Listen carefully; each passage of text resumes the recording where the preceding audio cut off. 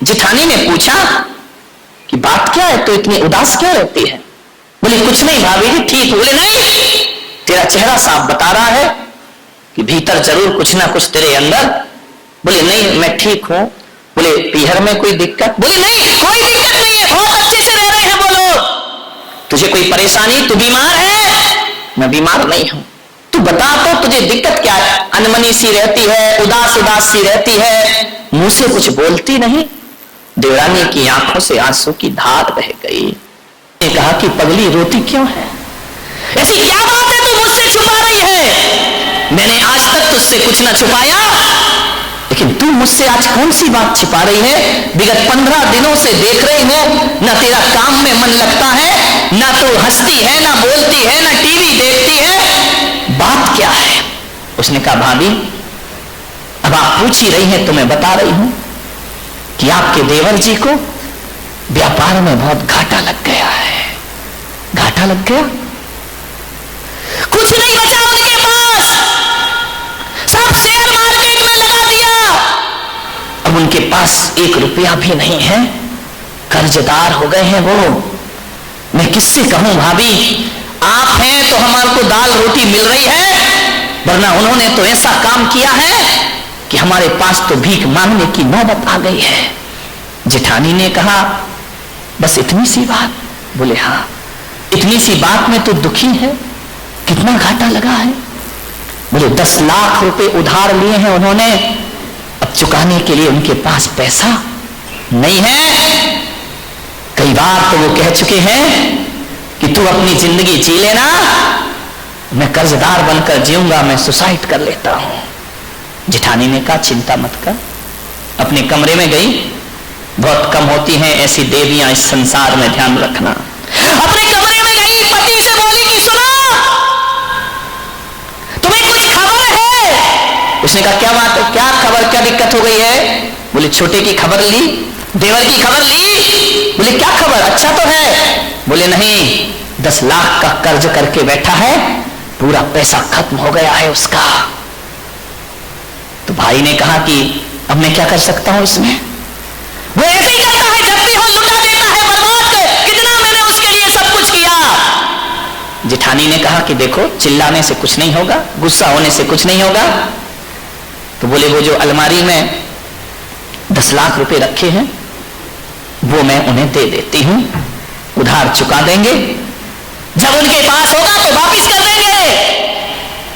पति ने कहा कि तेरा दिमाग खराब है, वो 10 लाख रुपए मैंने बच्चे के एडमिशन के लिए रखे हैं, मेरे पास भी कोई करोड़ों रुपए नहीं है जो मैं उसे दे दूं। जितनी बार दिए उतनी बार बर्बाद कर दिया उसने, मालूम है?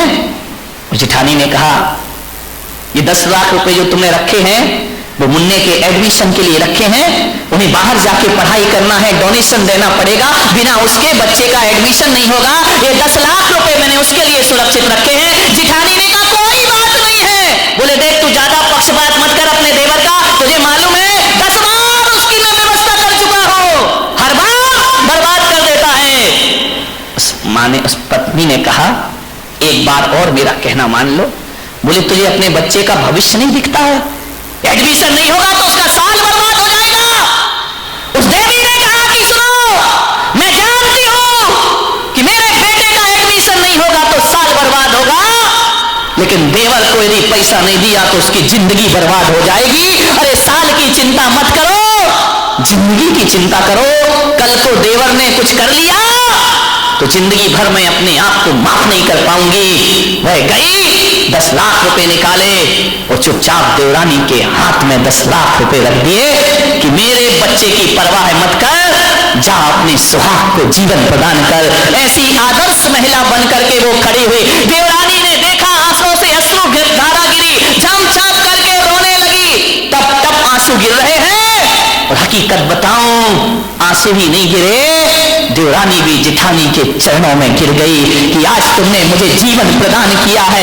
आज तुमने, अरे लोग बेकार हैं जो मंदिरों में जाकर देवियों की पूजा करते हैं, मेरे घर में तो जीती जागती देवी तुम्हारे जैसी जेठानी है। मैं तुम्हारे एहसानों को कभी चुका नहीं पाऊंगी, तुम्हारे कर्ज में मैं गुलाम हो गई हूं। जेठानी ने कहा नहीं बेटा, जिंदगी में कभी ऐसी बात मन में नहीं लाना।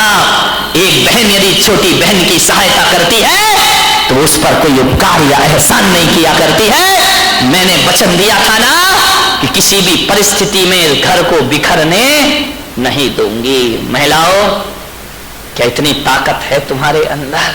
विचार करिए, एक एक गज जगह के लिए लड़ाई करते हो, ध्यान रखिए। 10 फीट जगह वहां चली जाए छोटे भाई के पास तो अदालतों में जाकर खड़े हो जाया करते हो, ध्यान रखिए। सब कुछ दे दिया उसने। ये आदर्श बहुएं हैं इस देश की मेरे भाई। ये कोई किस्सा कहानी नहीं, ये जिंदगी की हकीकत हुआ करता है। उस देवर को जब पता चला कि मेरी भाभी ने मेरे लिए इतना बड़ा त्याग किया है, उसने कह दिया होगा कि रामायण में सीता का वर्णन गलत या सही होगा, मुझे नहीं मालूम, लेकिन मेरे घर की सीता जैसी भाभी यदि है तो मेरे जन्म जन्म का सौभाग्य है कि मैंने आप जैसी। इतना त्याग तो एक मां नहीं कर सकती है जो भाभी ने मेरे लिए त्याग, जीवन भर के लिए बंदनी हो गई वो भाभी उस परिवार के लिए। मान्यवर, जब उस महिला ने मुझे बताया तो मैंने कहा तूने इतना बड़ा कदम उठा लिया। बोले महाराज, शायद अपने बेटे को पढ़ाने में मुझे वो आनंद नहीं आता जो देवरानी का घर बसाने में मुझे आनंद की प्राप्ति हुई है। आज बहुत सुकून है। आज मुझे लग रहा है कि मैंने तीर्थ यात्रा कर ली, मैंने चारों धाम की यात्रा कर ली। इससे बड़ा धर्म दुनिया में कोई दूसरा। गमों की आग पर आंसू उबाल कर देखो, गमों की आग पर आंसू उबाल कर देखो, बनेंगे रंग किसी पर भी डाल कर देखो, और तुम्हारे दिल की चुभन जरूर कम होगी। किसी के पांव से कांटा निकाल कर देखो, किसी के पांव से कांटा निकाल कर देखो। ऐसे बचते हैं परिवार। बलिदान करना पड़ता है अपनी भावनाओं का मेरे भाई। मान्यवर, कैसा जीवन रहा होगा उनका,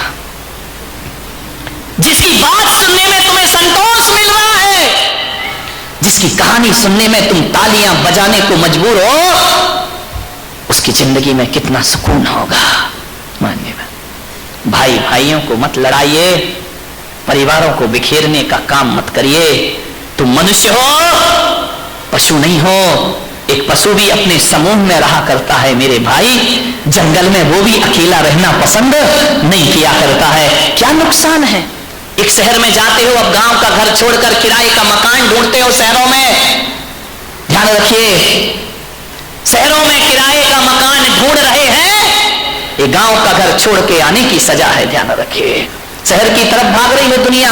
बड़े बड़े शहर, कोई बंबई भाग रहा, कोई दिल्ली भाग रहा है, कोई पूना भाग रहा है। हर किसी को गांव रास नहीं आ रहे हैं। मान्यवर, जो सुकून गांवों में है ना, वो बड़े बड़े शहरों में नहीं मिला करता है। और इसीलिए मैंने इस बार निर्णय लिया था कि मेरे चौमासे 22 चौमासे बड़े बड़े शहरों में हुए हैं, ये छोटा चौमासा मैं करूंगा और बारामती गांव को मैंने उसमें चुना है अपने जीवन। और हकीकत में कह रहा हूं कि जो सुकून मुझे यहां प्राप्त हो रहा है, शायद बंबई और दिल्ली में भी वो सुकून प्राप्त नहीं हुआ करता है। क्या होता है शहरों में, क्या होता है गांव में, क्या होता है?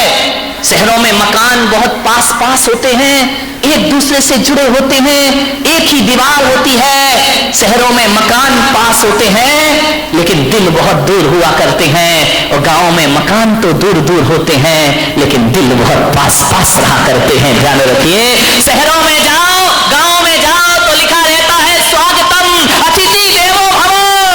शहरों में जाओ तो लिखा रहता है कुत्ते से सावधान। ध्यान रखिए, विचार करिए, शहरों में लिखा रहता है मैं एक जगह पढ़ करके गया हार के लिए, सामने बोर्ड लगा सावधान, यहाँ कुत्ते रहते हैं। अरे मैंने कहा कहां पढ़ गया मैं तो आदमी समझ के आया, बोर्ड लगा यहाँ कुत्ते रहते हैं। वाह रे जिंदगी। ध्यान रखिए, शहरों में तो स्विमिंग पूल में नहाते हैं लोग, लेकिन हमारे गांव में तो नदी नहर में नहा करके स्विमिंग पूल का आनंद लिया। ये गांव है, ध्यान रखिए। गांव में जो सुकून है, रिश्ते हैं यहाँ, मर्यादाएं हैं यहाँ, संस्कार है यहाँ, सभ्यताएं हैं यहाँ। शहरों में तो कोई किसी का नहीं होता है। उस शहर में कोई किसी को नहीं जानता, नंबर लिखे हुए हैं हर घर के मकान दरवाजे पर। ध्यान रखिए, शहर तो शहर है, गांव का जीवन ये बातें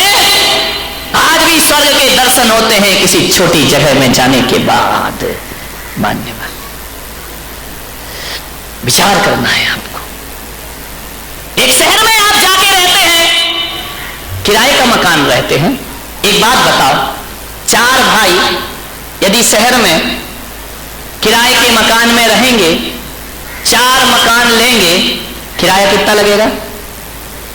बताओ बताओ, बारामती का रेट मत बताना, आगे का क्या किराया लगेगा? एक का 10,000 कम से कम 3rd क्लास मकान होगा।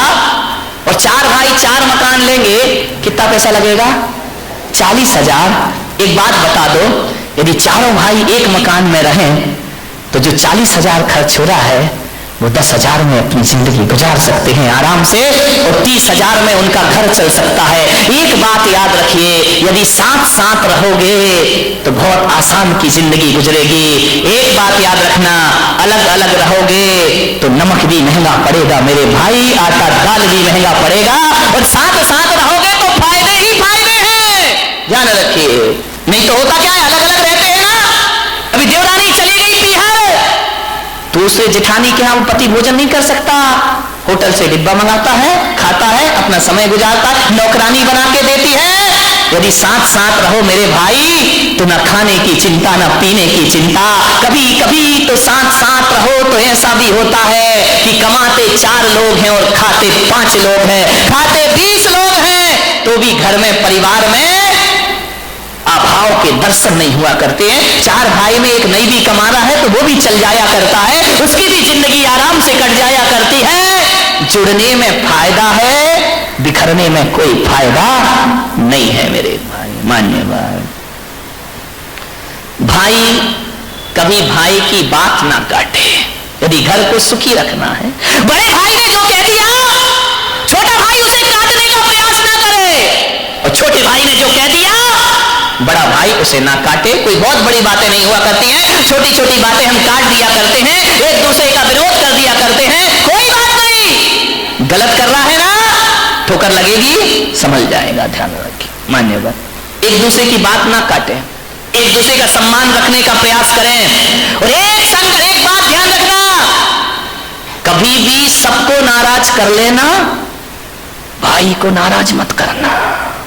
जिन जिन ने भाइयों को नाराज किया उनकी लंका दही है मेरे भाई, ध्यान रखना। भाई को कभी नाराज मत करना, क्योंकि तुम इतिहास को देखो, बाली ने सुग्रीव को नाराज किया, दशा क्या हुई उसकी? राम ने छिप के तीर से उसके प्राणों का अंत कर। बाली ने सुग्रीव को नाराज किया, रिजल्ट आपको मालूम है। रावण ने विभीषण को नाराज किया, क्या हुआ? 1 लख पोत 1.25 लख नाती, तह रावण घर दिया ना। एक विभीषण ना होता तो रावण के मरने का कोई रास्ता भी ना। एक रावण ने विभीषण को नाराज किया, लंका बर्बाद हो गई। कौरवों ने पांडव को नाराज किया, हस्तिनापुर तबाह हो गया। ध्यान रखिए, विचार करिए। भरत ने बाहुबली को नाराज किया, चक्रवर्ती का मान भंग हो जाया करता। भाई को नाराज मत करना, पत्नी नाराज हो जाए चल जाएगा, पड़ोसी नाराज हो जाए चल जाएगा, भाई नाराज नहीं होना चाहिए। घर का भेदी लंका भाई को प्रबोध महाजन ने प्रवीण महाजन को नाराज किया। ये तो कोई पुराण की कहानी नहीं है, ये तो जीती जागती कहानी है। प्रबोध महाजन ने प्रवीण महाजन को नाराज किया, भाई ने आकर उसे शूट कर दिया। ध्यान रखिए। और मुकेश अंबानी ने अनिल अंबानी को नाराज किया।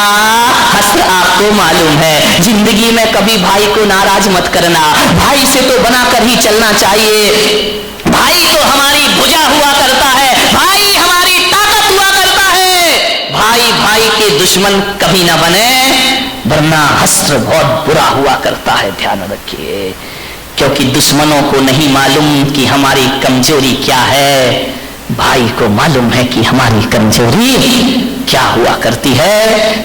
तिल के छाले झुलसते हैं सीने के दाग से, और घर को आग लगती है घर के चिराग से। ध्यान रखिए। मान्यवर, भाई को नाराज मत करो, भाई से प्रेम रखो। भाई से इज्जत रखो। रावण की मृत्यु का समय है, मृत्यु सैया में रावण लेटा हुआ है, अंतिम सांस गिर रहा है, अंतिम संस्कार का समय आ गया है, धराशायी पड़ा है रावण जमीन पर।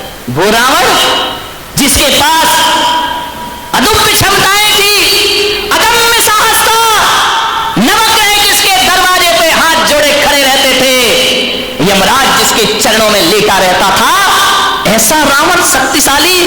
कहते हैं जब रावण चलता था तो पृथ्वी कांप जाया करती थी, रावण अट्टहास करता था तो आकाश गूंज जाया करता था। अरे देवता भी जिससे भयभीत रहा करते थे। वो रावण मृत्यु की सैया पर लेटा हुआ है। ध्यान रखिए, अंतिम समय है। श्री राम ने कहा कि लक्ष्मण जाओ, रावण की मृत्यु का समय है, रावण से कुछ शिक्षा लेकर के आ जाओ।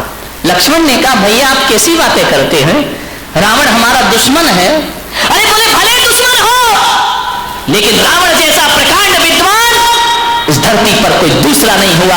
वाह रे राम के परिणाम, वाह राम का जीवन है जिसके लिए बरसों युद्ध लड़ते रहे, लेकिन रावण को राम ने कभी दुश्मन नहीं समझा। राम ने यदि रावण को मारा है तो उसकी बुराइयों को, उसके अवगुणों को मारा है। राम ने कहा कि जाओ लक्ष्मण, ध्यान रखना रावण कभी तक दुश्मन था जब तक हथियार लिए युद्ध के मैदान में खड़ा था। आज मौत ने उससे हथियार छीन लिए हैं। अब दुश्मनी का व्यवहार नहीं, अब तो इंसानियत और मानवीयता का व्यवहार करना चाहिए। ऐसी साहस राम में ही हो सकती इस धरती पर। अब ये कैसा दुश्मन, अब तो ये निढाल पड़ा है, जाओ उसकी विद्वता के कुछ अंश लेकर के आओ। जाओ लक्ष्मण, राजनीति की शिक्षा लेकर आओ रावण से। गया लक्ष्मण गए, रावण लेटा हुआ था। लक्ष्मण ने किया हे लंकेश, श्री राम ने मुझे भेजा है। रावण ने लक्ष्मण की तरफ देखा, दो आंसू ढुलका दिए आंखों से। लक्ष्मण ने कहा कि रो रहे हो? बोले मैंने देख लिया कि दुनिया में कितना भी बटोर कर रख लो, जोड़ कर रख लो, चाहे कितने भी हीरे मोती, मगर ये याद रखना कफन में जेब नहीं होती। जब जाओगे तो एक चुटकी आटा भी साथ। किसके लिए मैं ये सब कर रहा था? बोलो लक्ष्मण, मेरे पास समय कम है, क्या पूछना है? बोले रावण लंकेश, मुझे इतना राज बता दो कि राम के पास एक धनुष था, तुम्हारे पास लाखों अस्त्र शस्त्र थे, तुम शक्तिशाली थे, तुम्हारे पास विद्याएं थी, तुम तो वो हो कि जिसने शीश काट काट कर महादेव को समर्पित कर दिए थे। ऐसा शक्तिशाली रावण, ऐसा साहसी रावण आज मृत्यु सैया में अकेला क्यों पड़ा है? तुम्हारे पास तो इतनी बड़ी सेना थी, हमारे पास तो भालू बंदरों था क्या? हमारे पास क्या बात है लंकेश कि राम जीत गए और तुम हार गए। रावण ने आंसू की धारा बहाते हुए कहा कि लक्ष्मण, ये मत सोचो कि राम में ज्यादा ताकत है इसलिए वो जीत गए, या रावण कमजोर था इसलिए हार गए। दुनिया में किसी की ताकत नहीं, ब्रह्मा विष्णु महेश भी मेरे से घबराया करते हैं, लेकिन आज मेरी पराजय हुई है और आज राम विजेता हुए हैं। इसका कारण तुम पूछना चाहते हो? इसका इतना ही कारण है लक्ष्मण, राम इसलिए जीते और मैं रावण इसलिए हारा कि राम के पास विभीषण जैसा भाई नहीं था और मेरे पास लक्ष्मण जैसा भाई नहीं था। यही वजह है कि मैं पराजित हो गया और राम मुझसे, मेरे पास विभीषण जैसा भाई था और राम के पास लक्ष्मण जैसा भाई था। और एक बात ध्यान रखो लक्ष्मण, कि जिसके साथ लक्ष्मण होगा, जिस भाई के साथ लक्ष्मण जैसा भाई होगा, रावण तो क्या तीनों लोक भी उसे पराजित नहीं कर सकते हैं, वो विश्व विजेता हो जाए। मेरी हार का कारण मेरा भाई है, उस राम की जीत का कारण उनका भाई है। काश मेरे पास तुम्हारे जैसा भाई होता ना, तो रावण को 10 अवतार, राम को 10 अवतार लेना पड़ते, तो तो भी मेरा वध नहीं कर पाते। ये भाई की ताकत है लक्ष्मण। तुम्हारे जैसे भाई दुनिया में सबको प्राप्त नहीं हुआ करते हैं। ध्यान रखें मान्यवर, भाइयों में प्रेम हो। जब राम का वनवास हुआ तो लक्ष्मण दौड़े दौड़े मां सुमित्रा के पास गए। बोले मां, देख नहीं रही है अयोध्या में क्या हो रहा है? 14 वर्ष का वनवास श्री राम को मिला है। सुमित्रा की आंखों में आंसू आ गए। कौशल्या रो रही है, सुमित्रा रो रही है। लक्ष्मण गए, बोले मां, आज अपने बेटे को एक वरदान दे दे। सुमित्रा ने कहा कि वरदान मत मांग, इन वरदानों के कारण आज हमें ये दिन देखना पड़ रहे हैं। काश तेरे पिता ने वरदान नहीं दिए होते तो राम आज अयोध्या के राजा बन गए होते। वरदान मत मांग लक्ष्मण। उसने कहा मां, क्षत्राणी होके वरदान से डरती हो? सुमित्रा ने कहा कि देख, आज ये समय अनुकूल नहीं है। बोले मैं तेरा पुत्र हूं मां, क्या एक वरदान मुझे नहीं देगी? सुमित्रा ने कहा आज वरदान मत मांग, आज पूरी अयोध्या रो रही है, आंसू बहा रही है, और इससे बुरा दिन अयोध्या में कभी नहीं आ सकता है कि राम को वनवास। लक्ष्मण ने कहा मां, यदि आज नहीं दिया तो इससे बुरा दिन भी दुनिया में कभी नहीं आ सकता है। सुमित्रा ने कहा क्या वरदान मांगता है? बोले वचन दे कि तू मुझे वरदान देगी। सुमित्रा ने कहा दिए वरदान, मांगो पुत्र, क्या मांगते हो?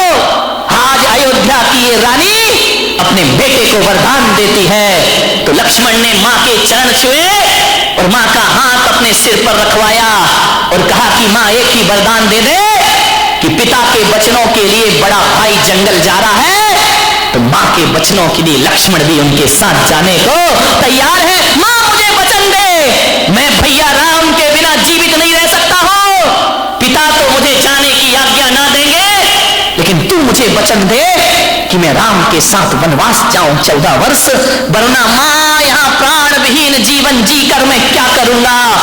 सुमित्रा की आंखों से आंसू आए, दोनों हाथों से उठा लिया लक्ष्मण को, अपनी छाती से लगा लिया और कहा वाह लक्ष्मण, आज तूने मेरे दूध की लाज रख ली है। जा, तुझे वरदान देती हो, राम के साथ वनवास में रहना, ध्यान रखना, और मेरे बेटे इतनी सेवा करना, भैया राम की इतनी सेवा करना कि जब तक तेरा भाई सो ना जाए उसके पैर दबाते रहना, और भाभी सीता में अपनी मां सुमित्रा के दर्शन करते रहना। मैं तुझे आदेश देती हूं कि जा, तुझे भी वनवास। आपकी देवरानी आपके साथ, आपके जिठानी के बच्चों के साथ अपने बच्चों के लिए ऐसे व्यवहार रखती है। विचार करिए, क्या धर्मात्मा बनोगे, क्या घर को स्वर्ग बनाओगे। भेज दिया सुमित्रा ने लक्ष्मण को। राम ने कहा कि मां, लक्ष्मण को क्यों भेज रही हो मेरे साथ, इसे अयोध्या संभालने दो। सुमित्रा ने कहा नहीं पुत्र राम, मेरा इस परिवार में आना 2 ही कारण से हुआ है। मेरी 2 संतान हैं, एक लक्ष्मण है, एक शत्रुघ्न है, और मैंने बचपन से इन्हें यही सिखाया है कि लक्ष्मण तू अपने भैया राम का चाकर बन के रहना, और शत्रुघ्न तू भरत का सेवक बन के अपनी जिंदगी गुजार।